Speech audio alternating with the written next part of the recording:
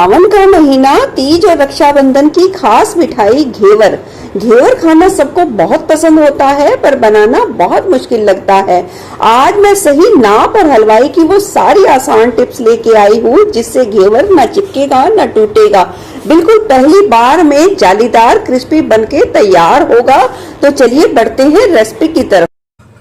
घेवर बनाने के लिए हम एक खुले बर्तन में लेंगे 8 चम्मच के करीब ये पिघला हुआ घी।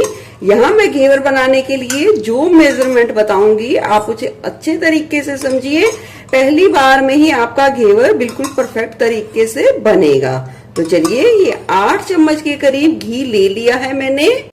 अब पिघले हुए घी में हम ये डाल देंगे 4 से 5 टुकड़े के करीब बर्फ। बर्फ के साथ घी को अच्छे तरीके से फेंटेंगे। देखेंगे ये बिल्कुल ही क्रीमी टेक्सचर में हो जाएगा और इसका कलर भी हल्का व्हाइट हो जाएगा और ये बिल्कुल वजन में भी हल्का सा हो जाएगा। तो हम इसे अच्छे तरीके से फेंटेंगे। घी को अच्छे तरीके से फेंट कर इसलिए लिया है ताकि जो हमारा जो घेवर बनेगा वो बढ़िया जालीदार बनेगा। ये देखिए 2 मिनट का करीब समय लगा है और हमने अच्छे तरीके से घी को फेंट लिया है।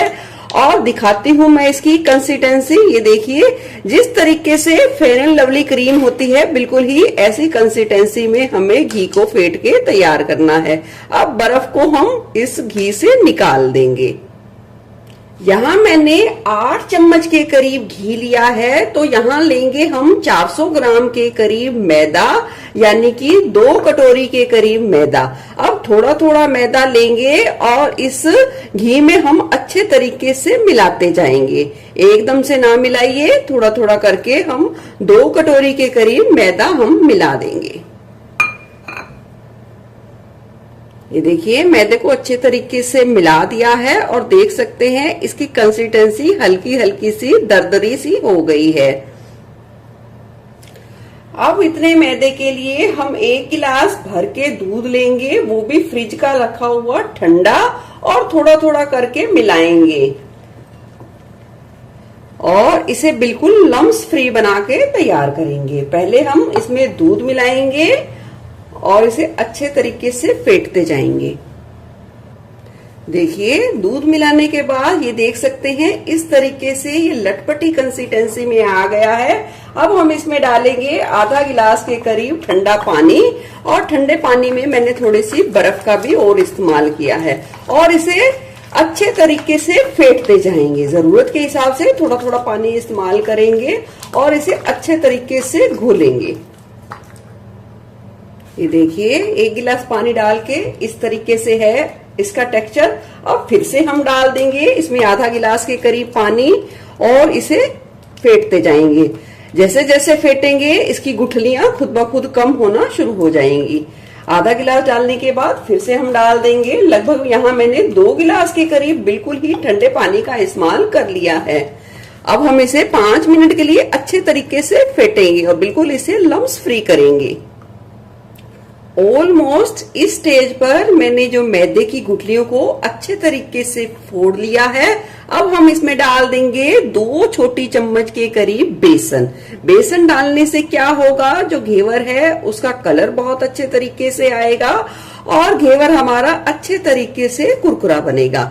अब बेसन को भी अच्छे तरीके से मिला लेंगे और इसकी भी गुठलियां फोड़ लेंगे। बेसन डाल के भी हमने अच्छे तरीके से 2 मिनट के लिए फेंट लिया है। फिर से हम इसमें डाल देंगे अब 1 गिलास के करीब बिल्कुल ठंडा ठंडा पानी। देखिए यहाँ मैंने 2 कटोरी के करीब बेसन लिया था, तो उसके लिए यहाँ मैंने 3 गिलास के करीब पानी का इस्तेमाल किया है और कुछ इस तरीके से घोल को तैयार किया है। देखिए छोटी मोटी तो गुठलियां रह जाती हैं क्योंकि मैदे में बहुत ज्यादा चिकनाहट होती है पानी डालने के बाद। तो अब हम इस बैटर को अच्छे तरीके से छानेंगे। छानने के लिए हमने ले लिया है खुला बर्तन और उस तरीके से ये छलनी लगा दी है और इसे छलनी की मदद से अच्छे तरीके से छान लेंगे ताकि इसमें कोई भी गुठली ना रहे। देखिए कुछ इस तरीके से हमने सारे बैटर को अच्छे तरीके से छान लिया है और सारे इस घेवर के बैटर को बिल्कुल ही लम्स फ्री बना के तैयार कर लिया है।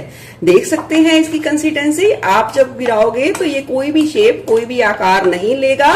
ये बिल्कुल रनी बैटर है और इसी तरीके का बैटर ही हमें घेवर के लिए चाहिए। टोटल इस घोल को तैयार करने में लगभग हमें 15 से 20 मिनट का समय लगा है और हमने इसे अच्छे तरीके से फेंटा है। अब हम इसमें लास्ट में डाल देंगे 2 छोटा चम्मच के करीब नींबू का रस और इसे अच्छे तरीके से मिलाकर घोल तैयार करेंगे घेवर का। नींबू डालने से क्या होगा, बैटर जो घेवर बनेगा वो बहुत ही अच्छे तरीके से खस्ता उठकर आएगा। तो चलिए घेवर बनाना शुरू करते हैं। घेवर बनाने के लिए हम किसी मोल्ड या सांचे का यूज नहीं करेंगे, हम इस पैंदे में ही बनाएंगे। तो हमने यहाँ ले लिया है तेल। आप चाहें तो घी का इस्तेमाल भी कर सकते हैं और तेल की मात्रा आधे से हल्की सी ज्यादा लेनी है और बहुत ज्यादा भी नहीं लेनी है, हल्की सी ज्यादा लेनी है। और तेल को घेवर के लिए अच्छे तरीके से गर्म करेंगे। अब मैंने यहाँ एक खुले बर्तन में बहुत ज्यादा बर्फ डाल दी है और उस पे ये टिका देंगे ये घेवर के बैटर वाला तैयार पतीला। इससे क्या होगा कि जो घेवर का बैटर है अच्छे तरीके से ठंडा रहेगा, बिल्कुल भी गर्म नहीं होगा, क्योंकि हमें बिल्कुल ठंडा बैटर ही चाहिए घेवर का बनाने के लिए। अगर आप चाहें तो जितने बैटर की जरूरत हो आप उतना बर्तन में निकाल लीजिए और उसे फ्रिज में रखते रहिए। और बैटर को याद रखिए बिल्कुल भी गर्म नहीं होने देना है। चलिए, तेल भी हमारा बहुत अच्छे तरीके से गर्म है और इस तरीके की हमने कड़छी ले ली है और इस तरीके से 8 से 10 इंच की ऊंचाई से हम थोड़ा थोड़ा करके बैटर डालेंगे। एक ही बारी में पूरी कड़छी को नहीं डालना है, इस तरीके से थोड़ा थोड़ा रुककर डालते जाएंगे। देखिए इस तरीके से फिर से डालेंगे। एक कड़छी जो बैटर हम यूज करेंगे उसे 4 से 5 बार में डिवाइड करके हम डालेंगे और रुकते जाएंगे। जैसे जैसे ये बबल्स थोड़े से शांत होंगे और उस हिसाब से हम थोड़ा थोड़ा सा बैटर डालते जाएंगे। ये देखिए,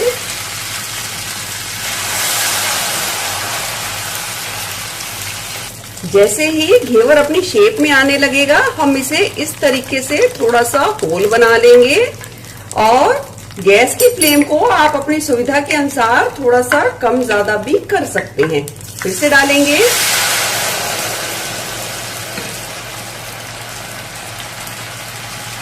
तो देखिए, फिर से डालेंगे और फिर से थोड़ा सा स्पेस बनाएंगे इस तरीके से।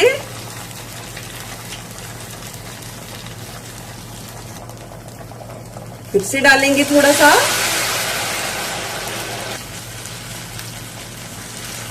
फिर से डालेंगे।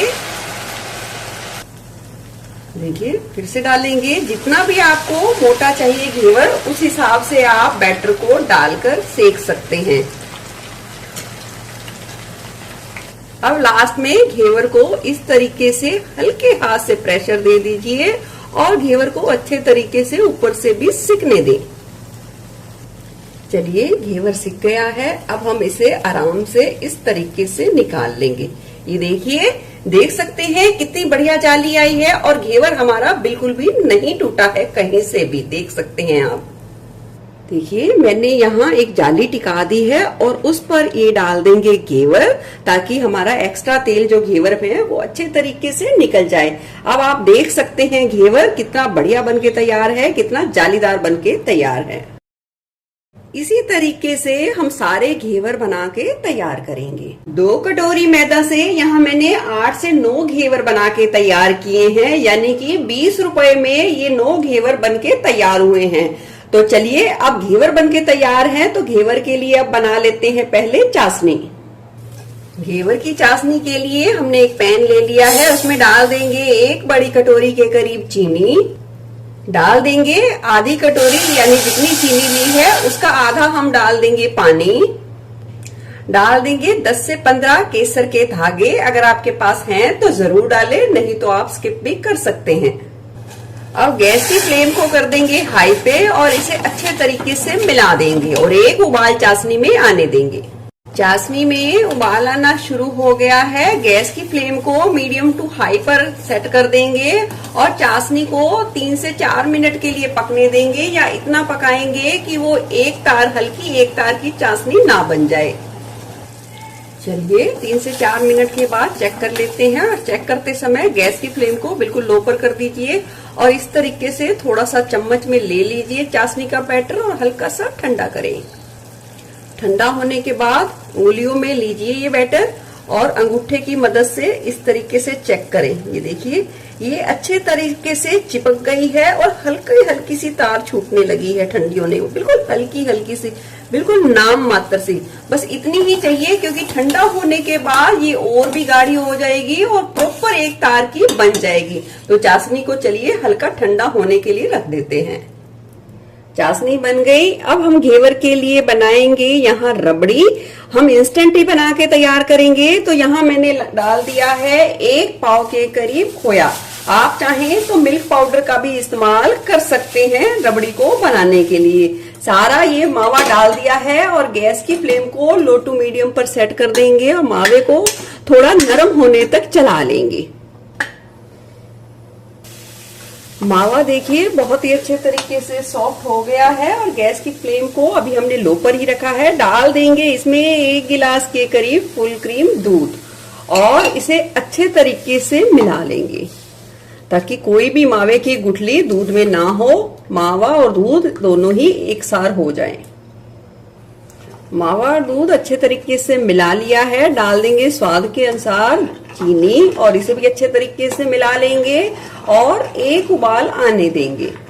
उबाल आने के बाद अब हम इसे गाढ़ा करेंगे रबड़ी की तरह और गैस की फ्लेम आप अपनी सुविधा के अनुसार एडजस्ट कर सकते हैं, पर इसे लगातार चलाते रहिए ताकि रबड़ी बिल्कुल लगे ना कढ़ाई के तले और किनारों पे। देख सकते हैं रबड़ी बिल्कुल बनके तैयार है। हाई फ्लेम पे लगातार चलाते हुए मैंने 3 से 4 मिनट में ही रबड़ी बना के तैयार कर ली है और अब इस रबड़ी को अच्छे तरीके से ठंडा करेंगे और जैसे ही ठंडा होगी ये और भी अच्छे तरीके से गाढ़ी हो जाएगी जितनी हमें घेवर के लिए चाहिए। तो चलिए रबड़ी भी ठंडी कर लेते हैं और फिर मिलते हैं। चलिए सारी चीजें साथ रख ली हैं और घेवर को हमने इस तरीके से जाली स्टैंड पे रख दिया है और चाशनी बिल्कुल नाम मात्र सी हल्की हल्की सी गर्म है और जरूरत के हिसाब से जितना आप मीठा पसंद करते हैं उस हिसाब से आप डाल दीजिए इसमें ये चाशनी।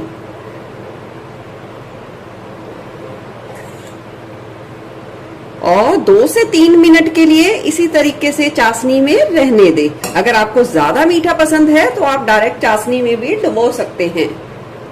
2 से 3 मिनट बाद अब हम डाल देंगे इसमें तैयार की हुई रबड़ी। जितनी आपको पसंद हो आप उस हिसाब से लगा सकते हैं। चलिए रबड़ी को भी हमने अच्छे तरीके से लगा लिया है जितनी हमें पसंद है और अब गार्निश कर देंगे थोड़े से कटे हुए बादाम के साथ, थोड़ी सी कटी हुई पिस्ता की कतरन के साथ। बिल्कुल ही हलवाई से भी ज्यादा टेस्टी तरीके से हमने घेवर बना के तैयार किया है। देखिए अगर आप इस घेवर को लंबे समय तक चलाना चाहते हैं तो बस ये इसका बेस बना के तैयार कर लीजिए, यानी कि जो मैदे का घेवर बना के तैयार कर लीजिए और जब भी आपको खाना हो तो तुरंत चाशनी और ये रबड़ी बनाइए और खा लीजिए। इससे क्या होगा कि आप 15 दिनों तक जो घेवर है उसे स्टोर कर सकते हैं। आपको कैसी लगी ये घेवर की रेसिपी जरूर बताना। फिर मिलूंगी ऐसा ही बढ़िया रेसिपी के साथ। Eat healthy and stay healthy. धन्यवाद।